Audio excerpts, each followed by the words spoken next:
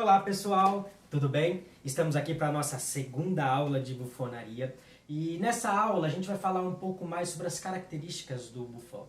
Recapitulando um pouco da primeira aula, a gente falou como surgiu o bufão, onde foi o seu auge, o auge da bufonaria, que foi na Idade Média, e falamos um pouco como ele chegou como uma linguagem artística, através de Lecoq e outros estudiosos. Nessa aula, a gente vai focar um pouquinho mais nas características do bufão. Vamos pontuar um pouco mais algumas características, algumas informações mais aprofundadas sobre essa linguagem. E vamos começar falando um pouco da principal característica do bufão. E qual era essa característica? A deformidade física. Muitos dos bufões, a maioria dos bufões, eles eram corcundas, anões, tinham deformidades por todo o corpo, alguns não tinham alguns membros, ou seja, eles eram de dimensões diferentes, eram redimensionados, ou seja, fora de um padrão. E esse fora do padrão, na Idade Média, já era um motivo de riso, já era um motivo de chacota. E outras deformidades também existiam fisicamente falando, que eram as deformidades psicológicas. Muitos dos bufões eram loucos, porque tinha alguma dislexia, tinha alguns problemas psicológicos que geravam a questão do riso e da comicidade, pensando isso na Idade Média.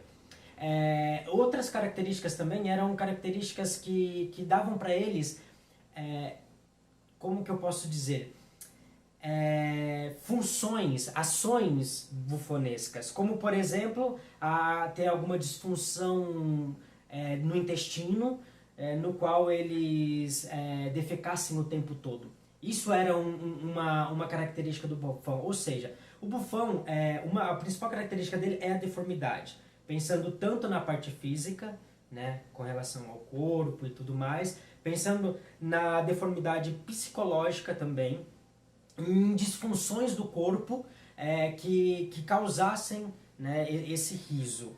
Essa era a principal característica do bufão clássico, do bufão medieval. E vale a pena a gente ressaltar também aqui que nós estamos falando dessa deformidade na Idade Média, no início do Renascimento.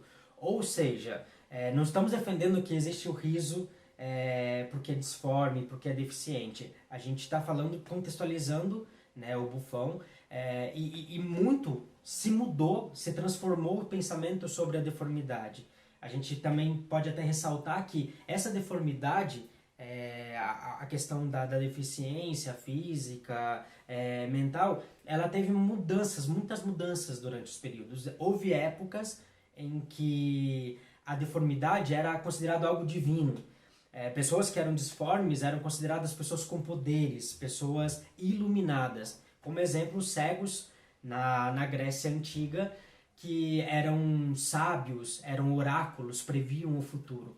Então a gente está contextualizando isso, então vale a pena ressaltar isso, e a gente vai explicando também como a gente desenvolve, pesquisa essa questão da deformidade hoje, através de exercícios cênicos e tudo mais. Uma outra característica muito interessante também do bufão é que ele se aproximava muito do animalesco.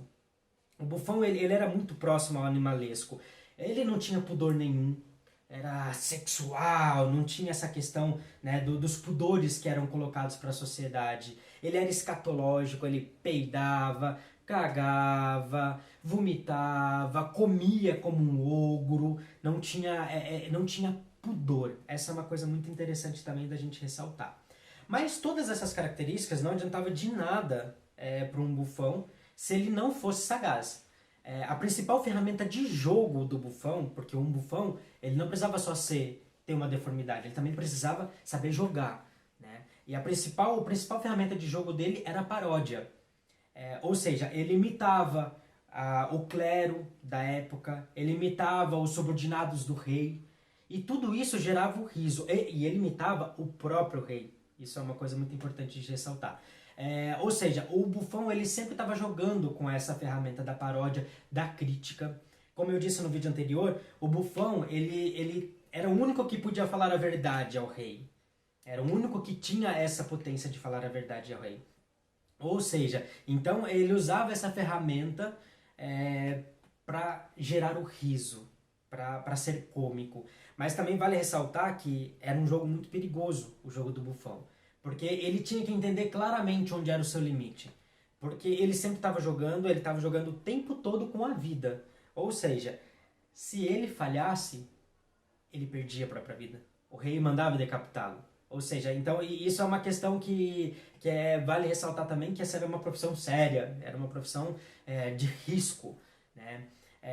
Mas também, conforme o tempo foi passando, foi se tornando uma profissão que era rentável, porque os bufões começaram, como eu disse também no vídeo anterior, a ser conselheiros do rei.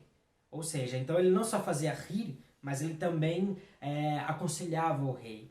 Um dos bufões mais clássicos, né, mais conhecidos e famosos, foi o Tibilo, que é um bufão que foi o bufão do rei Luís VI e do Francisco I. Ele foi um dos bufões mais famosos e era, né, a gente pode observar aqui a questão da deformidade dele.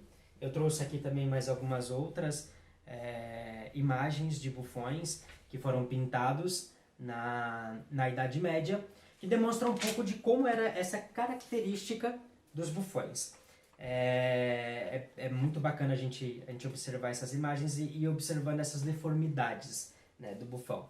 Um dado também muito interessante é com relação a algumas coisas que as pessoas faziam.